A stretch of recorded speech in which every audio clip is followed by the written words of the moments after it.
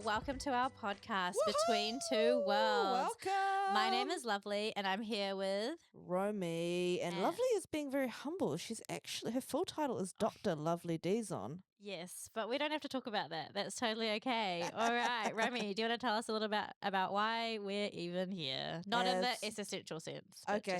Well, you're going to join us over the next 8 episodes for this podcast that we are calling Between Two Worlds. So you're going to join us on a bit of a journey because this is our first time doing a podcast. And there's a bit of a plan, there's a bit of freestyle, there's a bit of going with the magic. So I'm really interested to see what's going to happen. Yes. And who is paying us to be here, Romy? Oh, yes. So we are creating this podcast with support from Asian Family Services. Thank you very much, Asian Family Services.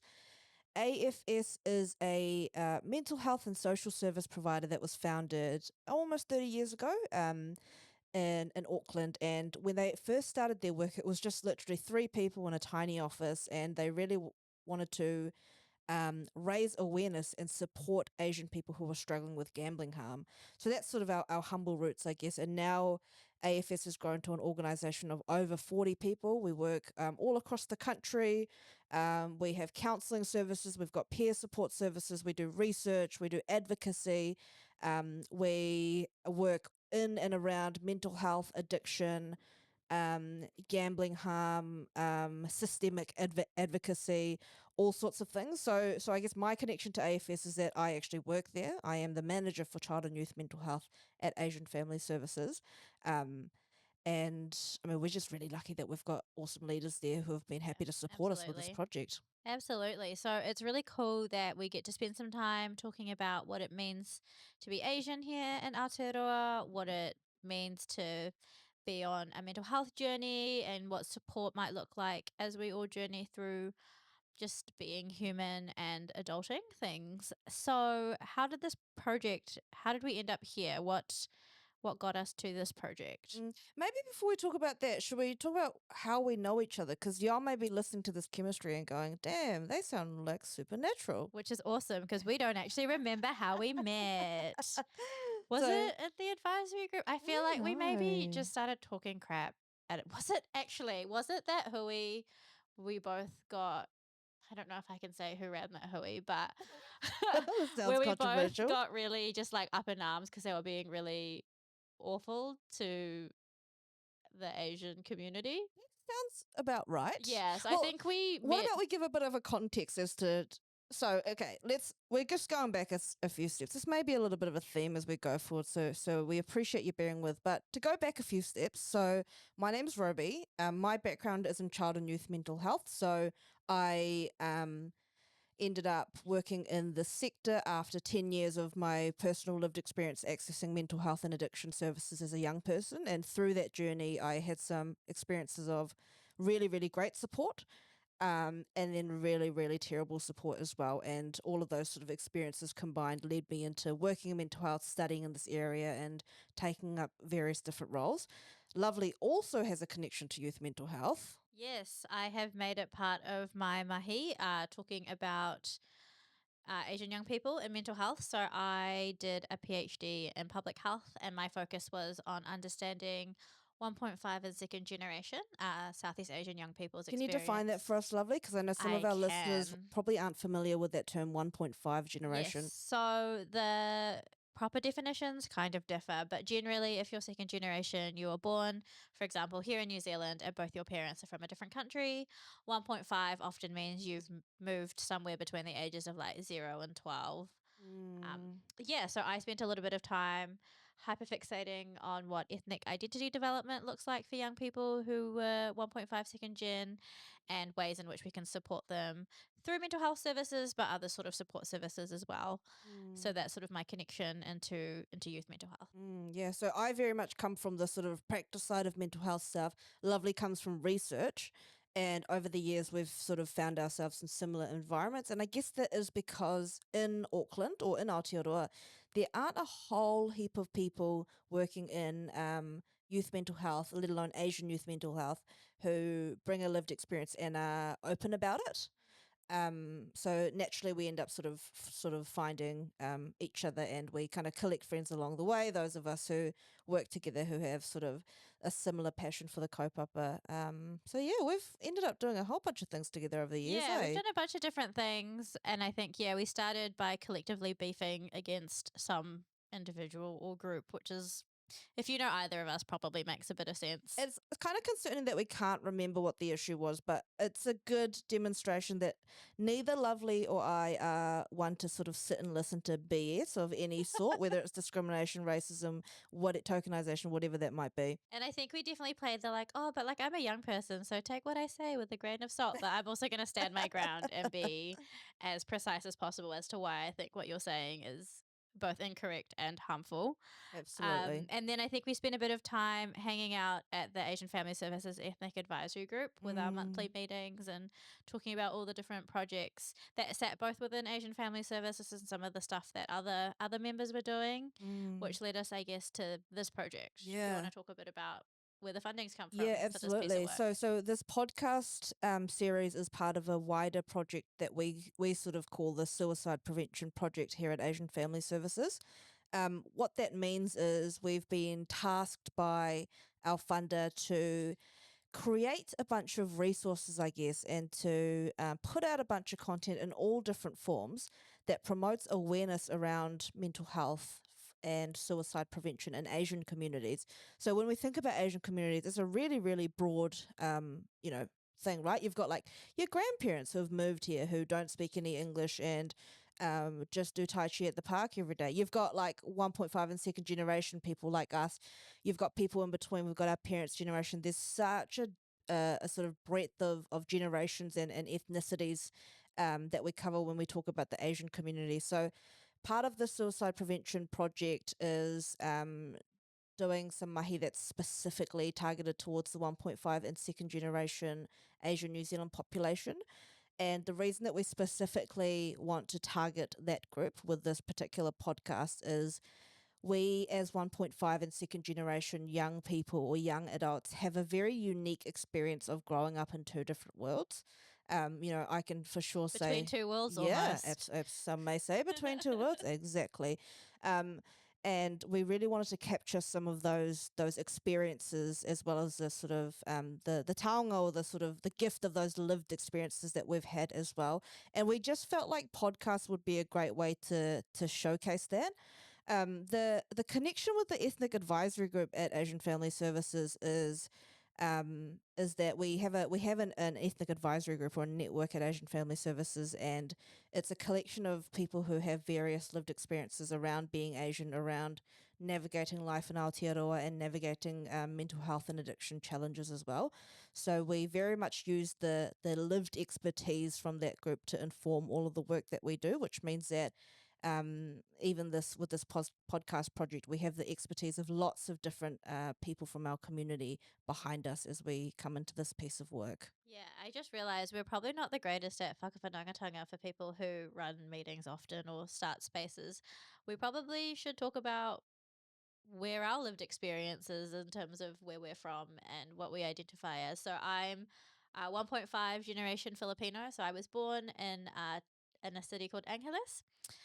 My dad is both my parents actually are Kapampangan, and so I was born in Pampanga. We moved to um, Singapore for like a year before, Oh. yeah, before moving. I don't remember any of it. But I moved to New Zealand at 2.5, and then I lived both here in Tamaki Makaurau in Auckland, and spent most of my preteen years and my teen years in the mighty Waikato. So that's kind of a little bit about, I guess, my experiences. How about you, Remy? So my parents moved here from South Korea in the 90s separately to learn English actually, and they ended up meeting at the English language school at AUT in Auckland City. Yeah, yeah. So they met in New Zealand, then they went to Korea and got married, and they came back to New Zealand, and they've lived here ever since. Um, Growing up, I had a bunch of different experiences of sort of always feeling a bit out of place, I guess, and not sort of understanding what my discomfort around being in my body and being in this world was. And eventually I found out that that was mental health stuff. So I have been through a variety of different supports for mental health and substance addiction, community-based services, residential services, things like that. So I very much bring a lived experience of what it's like to be a human navigating support systems in Aotearoa, navigating recovery as well. So what that looks like for me is, I've definitely come out the other side and chosen to use my experiences to contribute to the sector. But I'm 7.5 years clean and sober, and that's a Amazing. big way that I practice my recovery and my mental health these days. And I just kind of figure, I've had the it's a weird word to use, but I've had the blessing to have these challenges of lived experience and mental distress. So I might as well use this blessing and the energy that I have to contribute something positive into the sector. Absolutely. Yeah, and as we know, as the Asian population grows in Auckland, there's more and more need for services, for information, for content that resonates with people like us, basically. So that's what we're trying to do with this podcast. Yeah, and I think part of it as well is also letting other people know that they're not alone in their experiences. I think for me, part of my journey of being 1.5 gen here, especially growing up in like the middle of nowhere in Waikato, where there was like 3,000 people, and we were like the only Asian family, apart from like the Cambodians who ran the takeaway. Classic. Was like quite a sense of isolation, and so even when I came back up to uni, came back up to Auckland for uni, I still felt quite isolated from being Filipino. I didn't really know what that meant for me. And whether my mental health challenges of kind of my experiences of depression and anxiety were exacerbated probably by that, or Mm. in relation to that, and I felt quite alone in those experiences. And it's kind of now, especially as I talk about it with other people who've had similar lived experiences, that's sort of how we all felt, that we were kind of all doing it by ourselves. And so I guess part of what this podcast hopes to do is to remind people and to let them know that, hey, if you're a young person who's going through a mental health challenge and you might not feel like you can talk to your whānau, or you feel quite alone, like there are other people who have experienced it. Some of us have come the other side. Some of Mm. us are still journeying through that, but maybe have some offerings and invitations of ways to kind of get through.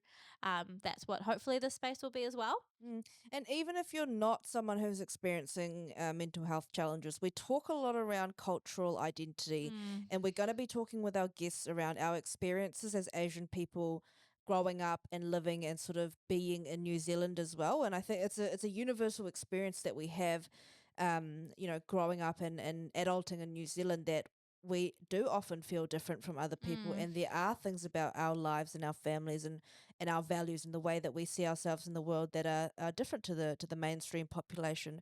So in this podcast, with our guests who come from a variety of different ethnic backgrounds, as well as things like areas of interest, careers, sort of things like that, we're going to delve into some of this cultural identity stuff as well, because I know that as we see more and more, what do you call it, young Asian creatives creating mm. stuff in Aotearoa, which is amazing. We just really want to add to that conversation with a mental well-being lens as well. So speaking of, Lovely, can you give us a sneak peek into some of the guests we're going to have on this season? Yeah, well, we have a variety of awesome people that we sort of have handpicked around people who we know have maybe had a journey around their cultural identity and feel kind of open to sharing that. We've got people who are kind of more on the creative side, the poet laureate of New Zealand I didn't even currently. know that a poet laureate was a thing, but yep, he's going to be on. And classic Asian things I only know because he's like my friend's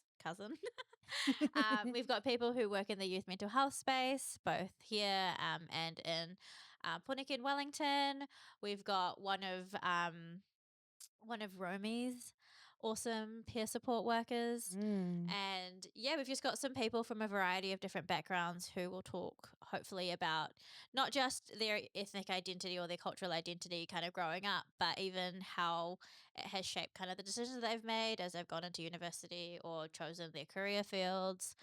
And we're really just excited to hear what they have to share and the wealth of knowledge that they have around not just being an Asian person here in Aotearoa, but also mental health challenges and how they navigated and got through some of that stuff too. Yeah, and I think, for me jumping onto this podcast project, a big part of my thinking was sort of thinking back to when I was a teenager, when I was a young adult, what is it that I needed? Mm, And I I always felt so alone, and I never felt like people understood what my experience was. for So sure.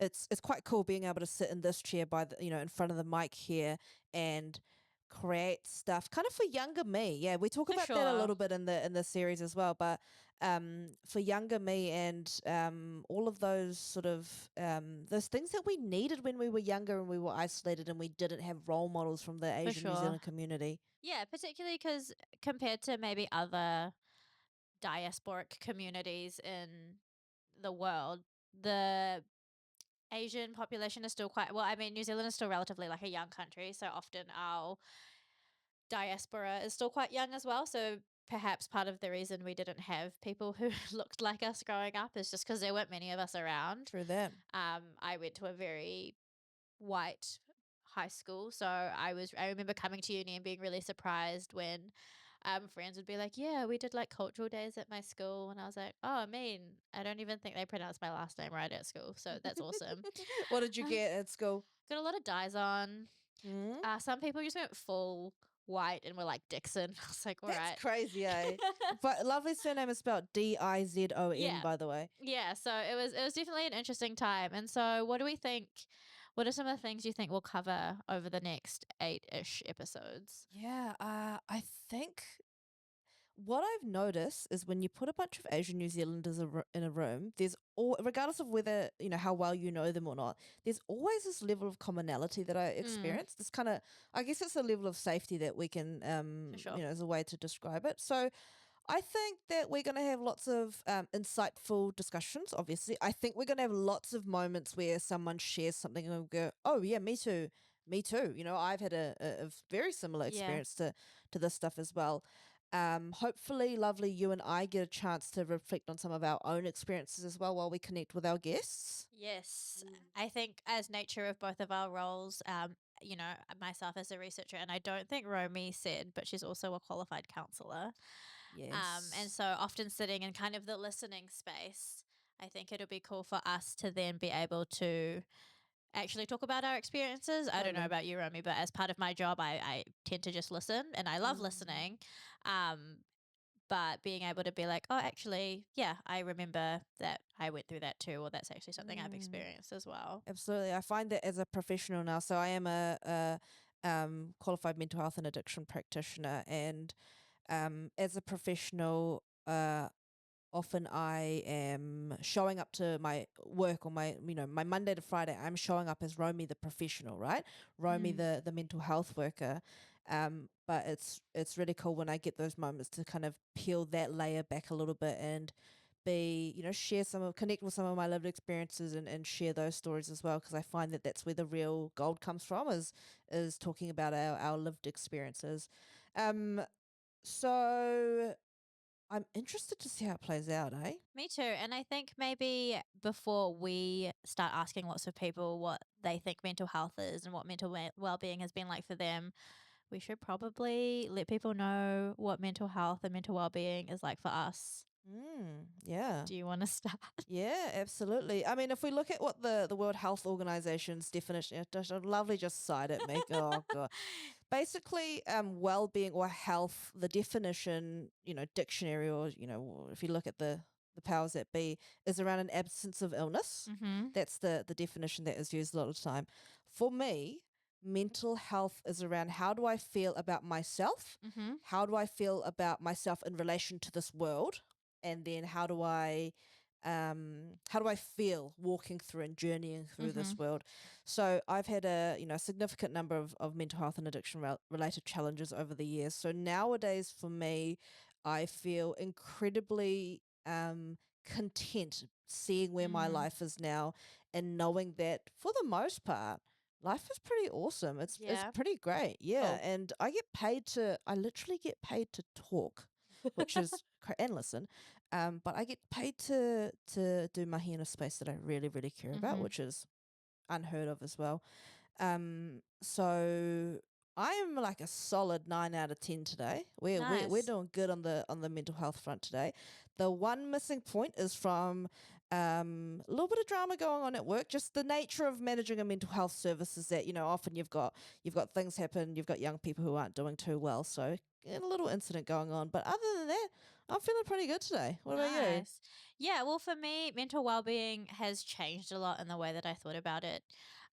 Being as someone who studied public health, that like who definition of health and mental health was kind of like ingrained into into our brains for a period of time, and so often I think I used to see it as like, oh, if I don't want to, how do I put it?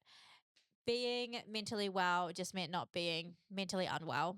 And there was never really anything outside of, okay, well, today I'm not feeling super depressed, so I must be well. And that's not necessarily the case. Like the bar was pretty low. And I think now that I'm a bit further ahead in that journey and have maybe gone through periods of really, really severe depression, for me, mental well being is, well, what does feeling well look like for me? What does it look like, kind of like you said, in the world around me, but also in the relationships that I'm a part of? How do I show up as not necessarily my best self, but maybe my most real self? I think Hard out. something I heard that like mental health is often being kind of as close to reality as possible. So being able to acknowledge some of the challenges, like life isn't always like super fun or easy, Totally. but being able to be like, yeah, but I can tackle those things head on, and Yeah. I can get through those things, as well as being like, actually life is also pretty awesome too, and we get to do really awesome things. Yeah, totally. Because we're not going to glorify, being in recovery or mental well-being. Absolutely. Yeah, it's not about how happy are you and how happy are you all the time. Because life be life, and. For sure. And like adulting is not what it's always cracked up to be. And No. that's totally okay. I didn't know that you're just perpetually cleaning all the time. Yes. Why is there so much dust? I dusted last week. There's just always dishes, and there's only two people in our house, and there's just always a dish to clean. And usually it's me. I'm not even going to say God, like it's always me. And so, yeah, I think in having some of these conversations over the next couple of weeks, it'll be around asking people, what does mental well-being look like for them? Because I Mm. think it's sometimes we can assume we think what people know, what people think about mental health, but it's always good to kind of hear lots of different perspectives, Mm. and kind of hear about other people's journeys too, because they might be Totally. similar to ours, but they also might have some differences too. Absolutely. So, really hope that you enjoy the conversations that we have through this series. Hope you learn something. Hope you get an opportunity to reflect on your own journey as well. And we'll just see how it goes. So, Lovely and I will come back at episode 8 to do a bit of a debrief podcast, a bit of a reflection to kind of think about how everything's gone. But before we finish up this introductory podcast, I do want to give a shout out to our producer and sound engineer, Alan Sambahan, who Oh, is. she said it right, She did guys. say it right. He is not in front of the mic guy. He's diligently pressing the buttons in the background. Huge thank you to Alan, who's helping us out with this podcast series. Alan is actually Lovely's husband. Yeah, so I probably should have said thank you first, but that's okay. I guess we'll have a fun talk in the car. Thanks, Romy. So I hope you enjoy the podcast. Hey, if you do have any questions, any comments, anything at all, chuck a comment down below. Flick us an email, whatever it might be. Romy loves an email, you guys. She loves an email. Hey, look, it's romy.lee at asianfamilyservices.nz if you were wondering, okay? We'll put it in the show notes just for her. Amazing. Thanks so much for listening, guys, and enjoy the episodes, and we'll see you back at Yes, episode 8. until next time. Yeah, Bye. alrighty, bye.